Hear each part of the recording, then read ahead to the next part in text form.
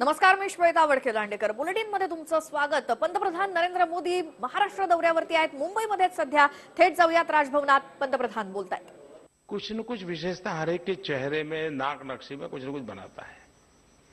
हमको कोई मिलता है तो हमें वो सुभाष जी मिलेंगे तो ऐसा ही लगेगा, हाँ सुभाष जी मिले थे. लेकिन कार्टूनिस्ट मिलेंगे तो कार्टूनिस्ट को सुभाष जी नहीं दिखेंगे.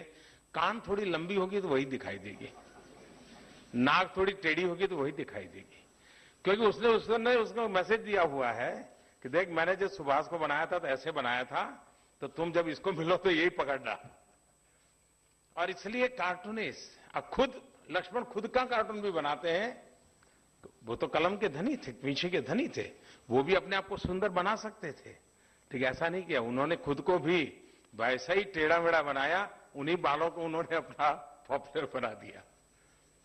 अब कॉमन मैन, मैं नहीं मानता हूं कि हमारे जो कॉस्ट्यूम डिजाइनर्स हैं उन्होंने लक्ष्मण को कोई एडवाइस की होगी. कोई ये कॉमन मैन को देख करके कह सकता है कि ये किस स्टेट के हैं? वरना कितना ही बड़ा फैशन डिजाइनर हो, कितना बड़ा आर्टिस्ट हो, वो किसी को भी चित्र बनाएगा तो दिखेगा ये शायद तमिल का छाया है या ये नॉर्थ ईस्ट की छाया है, शायद इसमें बंगाली रूप देखता है. उन्होंने कॉमन मैन का ड्रेसिंग ऐसे किया है, भी चित्र बनाएगा तो दिखेगा ये शायद तमिल का छाया है या ये नॉर्थ ईस्ट की छाया है, शायद इसमें बंगाली रूप देखता है. उन्होंने कॉमन मैन का ड्रेसिंग ऐसे किया है कि हर हिंदुस्तानी को लगता है ये मेरा है, कोई कह नहीं सकता ये उस राज्य वाला है. साहब ये कितनी बड़ा, यानी जो इसको माइन्यूटली देखेगा उसको पता चलेगा कि ऐसा कॉमन मैन क्यों ढूंढा जिसके पूरे पहनावे से पक्का नहीं कर सकते हैं कि हिंदुस्तान के किसी एक इलाके को वो रिप्रेजेंट करता है और न ही वो एक युग को रिप्रेजेंट करता है. ये कॉमन मैन कांस्टेंट है. उसके जूते में आधुनिकता है, उसके मूंछों में दम है, लेकिन छाते के बिना जिंदगी नहीं है. यानी एक उनके मन को मैं पढ़ने की कोशिश करता हूं तो ऐसा क्यों किया होगा? क्योंकि उनको पता था कि भारत एक ऐसा देश है जहां लोगों की मानसिकता जैसे जैसे राजनीति में विकृति आती जा रही है, बिखराव ढूंढना, अलगता ढूंढना, उनकी कोशिश थी एकता को समेटना. ये अपने आप में बड़ा कंट्रीब्यूशन था. और इसलिए लक्ष्मण की इस ताकत को, अब ये ठीक है कि हम लोग ऐसी चीजों को मिस करते हैं और जिस राजनीतिक जीवन कालखंड में उनका योगदान रहा, मैं पक्का मानता हूं हर पॉलिटिशियन अखबार पढ़ने से पहले उनका कार्टून देखता ही देखता होगा और उसमें से उसको मैसेज मिल जाता होगा. इतनी ताकत होना ये अपने आप ही बात. कार्टून की दूसरी विशेषता है वो चूपता नहीं है जी, कभी चूपता नहीं है. सटीक से सटीक बात हो, कठोर से कठोर बात हो, लेकिन शब्द में जो ताकत होती है दर्द देने की, कार्टून में मरहम देने की ताकत होती है. एक पल लगता है यार ये क्या है, दूसरे पल लगता है हाँ यार ये भी एक बात है. यानी जिसमें क्षमता है सत्य को तीव्रता से उजागर करने की, लेकिन उसमें वो भी क्षमता है कि उस तीव्रता के बीच मरहम लगाने की. वो शायद लक्ष्मण की ताकत थी, जो बेजोड़ ताकत थी, जिसको कभी हम भूल नहीं सकते. सामान्य मानवी की समस्याओं को, उनका एक कार्टून था कि कॉमन मैन कार खरीदता है, फिर कोई पूछता है क्या कर रहे हो? बोले कार तो लाया हूं लेकिन रोड ढूंढ रहा हूं कि कहां चलाऊं. यार उस समय इंफ्रास्ट्रक्चर के ऊपर रास्ते नहीं थे, रोड नहीं थे. इतना सटीक मार्मिक कहने का सामर्थ्य है. जब उनको पूछा गया कि आप कॉमन मैन कहां से ढूंढ रहे थे, बोले मैंने नहीं ढूंढा कॉमन मैन ने मुझे ढूंढ लिया है.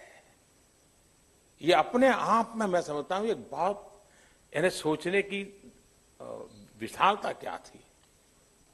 उनके भाई आर के नारायण का भी उन पर छाया रहा, जो उनकी कलम में नजर आया, किताब के लिखित के लेखन में भी उनका हमें ध्यान आया.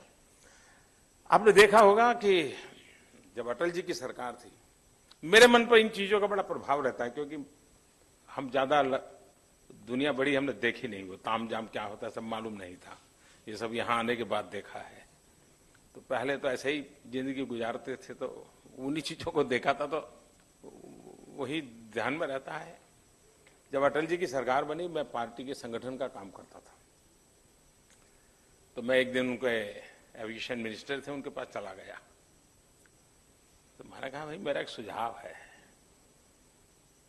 तो बोले क्या? हम तो उस समय बहुत सामान्य कार्यकर्ता थे, तो कोई समय हमें मिलने के लिए दे दे, यही बहुत बड़ी बात होती थी। मैंने कहा यार जमाना बदल गया, ये जो हमारे हवाई जहाज है उस पर ये राजा महाराजा का सिंबल क्यों लगा है? महाराजा का सिंबल रहता था बड़ा ऐसा ही। मैंने कहा ये लक्ष्मण का कॉमन मैन क्यों नहीं होना चाहिए? हवाई जहाज के दरवाजे पर सिंबल कॉमन मैन क्यों नहीं होना चाहिए? हमारी सोच क्यों नहीं बदलनी चाहिए? मेरे मन पर लक्ष्मण का इतना इंपैक्ट था, और आप जानकर के खुश होंगे कि बात अटल जी तक पहुंची और एक्चुअली डिसीजन लिया गया था उस समय। हवाई जहाज की एक जो सेवा थी वहां राजा को हटा दिया था, ये कॉमन मैन का चित्र लगा दिया गया था। और उस समय अभी भी शायद कई जहाज ऐसे हैं जिस पर ये चेक्स वाले कोट वाला कॉमन मैन, लक्ष्मण वाला कॉमन मैन आज भी लगा हुआ है। यानी सामान्य मानवी का तवज्जो महाराजा से लेकर के कॉमन मैन तक हवाई जहाज को ले आना। और मुझे खुशी है क्योंकि मेरा तब तक तो उसकी पहचान और पेंटिंग तक सीमित था, लेकिन वो विचार मेरे भीतर जीवित था। जब आज मुझे काम करने का मौका मिला तो मैंने सपना देखा कि जो हवाई चप्पल पहनता है वो भी मेरे देश में हवाई जहाज में घूमना चाहिए। और हवाई चप्पल पहनने वाला आज देखिए देश में रेलवे के एसी कोच में जितने लोग ट्रैवल करते हैं उससे ज्यादा हवाई जहाज में कर रहे हैं। तो जो लक्ष्मण को मैंने जिस रूप में कॉमन मैन के रूप में देखा था, उस कॉमन मैन को अब अंदर बिठाने की दिशा में मैं काम कर रहा हूं। आप देखा होगा भारत सरकार इन दोनों जो पद्मश्री पद्म विभूषण देती है, ये सचमुच में अध्ययन करने जैसा विषय है। खैर हमारे देश में अच्छी चीजों का अध्ययन करने के लिए समय बहुत कम है लोगों के पास, लेकिन फिर भी समय मिल जाए तो अध्ययन करने जैसा विषय है। वरना पहले बड़े बड़े लोग जिसकी जान पहचान है, पहुंच है, वही पद्मश्री पद्म भूषण के लिए योग्य रहते थे। पिछले 4 साल में हमने उसको पूरी तरह बदल दिया है।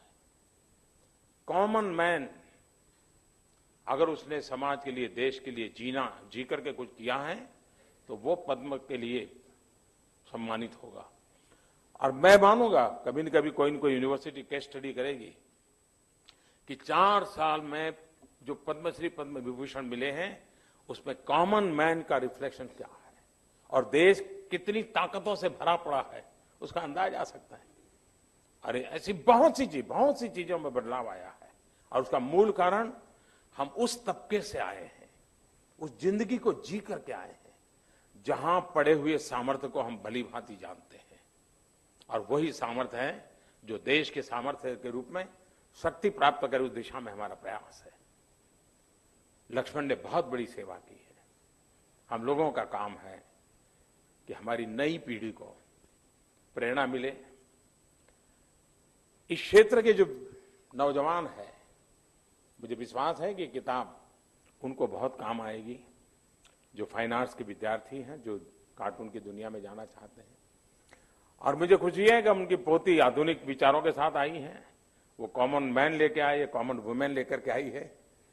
तो जेंडर इक्वलिटी का भी अच्छा प्रयास हो रहा है। तो मेरी इस पूरे परिवार को बहुत बहुत बधाई है, बहुत बहुत शुभकामनाएं हैं। और मैं विश्वास से कह रहा हूं कि ये सचमुच में उनके लिए तो लेस टाइम था, क्योंकि जीवन कहीं न कहीं तो रुकता ही है, लेस टाइम था, लेकिन वो हमारे लिए टाइमलेस है, टाइमलेस रहेंगे। बहुत बहुत धन्यवाद। Mr. Nandagupta to say a few